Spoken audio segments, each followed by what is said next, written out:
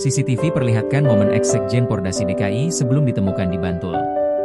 Polisi akhirnya menangkap dua pelaku penganiayaan yang berujung tewasnya seorang pria bernama Herlan Matsurdi di Gumuk Pasir, Parangtritis, Bantul, DIY.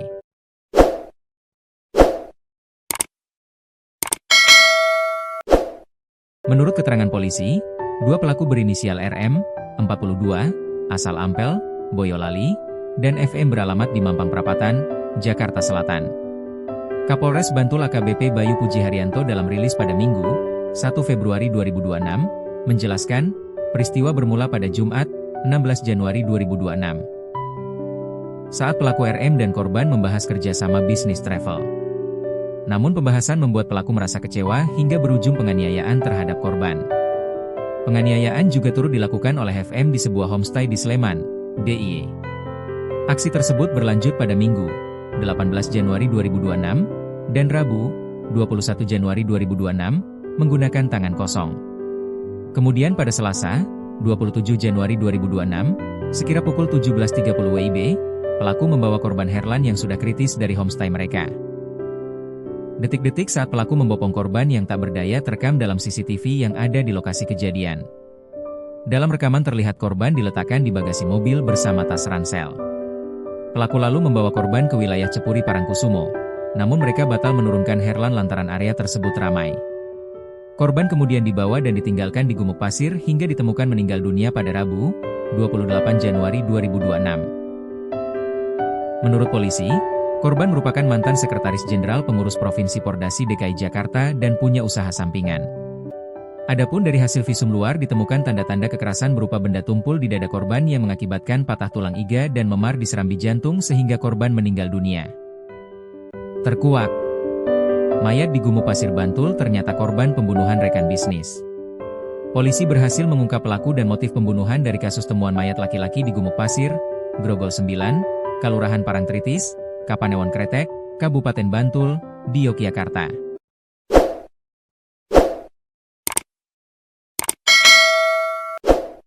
Kapolres Bantul, AKBP Bayu Puji Haryanto, mengungkapkan, pelaku diketahui berinisial RM, 41, asal Ampel, Kabupaten Boyolali, Jawa Tengah dan FM, 61, asal Mampang Perapatan, Kota Jakarta Timur, DKI Jakarta.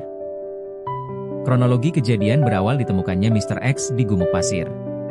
Setelah ditemukan informasi tersebut, Satreskrim Polres Bantul bersama Inafis melakukan olah tempat kejadian perkara dan identitas Mr. X tersebut, ungkapnya kepada awak media, saat jumpa pers di Polres Bantul, Minggu, 1 Februari 2026. Diberitakan sebelumnya, mayat pria tanpa identitas ditemukan pada Rabu, 28 Januari 2026, lalu sekitar pukul 7.30 waktu Indonesia Barat. Setelah dilakukan identifikasi, ditemukan identitas Mr. X tersebut yakni Herlan Matsurdi, 68. Asal Pulau Gebang, Cakung, Jakarta Timur. Korban merupakan mantan Sekretaris Jenderal, Sekjen, Pengurus Provinsi, Pengprov, Pordasi DKI Jakarta dan memiliki usaha sampingan. Hasil penyelidikan polisi. Terhadap jenazah, kami lakukan autopsi dan kami bawa ke RS Bayangkara. Namun, sebelumnya sudah dilakukan visum luar, sedangkan untuk hasil autopsi membutuhkan waktu kurang lebih 10 hari lagi, jelasnya. Berdasarkan visum luar ditemukan tanda-tanda kekerasan berupa benda tumpul di dada korban yang mengakibatkan patah tulang iga secara berurutan dan memar di serambi jantung, sehingga korban meninggal dunia. Dari temuan jenazah korban, Polres Bantul langsung melakukan penyelidikan dan pengecekan CCTV di sekitar lokasi kejadian. Hasilnya, ditemukannya satu unit mobil Toyota Avanza nomor polisi AB 1767R, berwarna hitam metalik yang sempat melintas di lokasi kejadian, sehingga dilakukan kalibrasi. Kendaraan itu disewa oleh pelaku dan digunakan saat membawa korban dari suatu homestay di Kabupaten Sleman. Sebab, pada 10 Januari 2026, korban mulai ikut tinggal bersama tersangka RM, anak istri RM, dan tersangka FM di homestay Karangwaru, Tegalrejo, Kota Yogyakarta. Akan tetapi, pada 26 Januari 2026, pelaku RM pindah dan tinggal di homestay di Sleman bersama tersangka FM dan korban. Korban dan pelaku memiliki kerja sama travel umrah dan haji. Namun, pelaku diketahui kecewa terhadap korban dikarenakan kerja sama itu tak kunjung berjalan.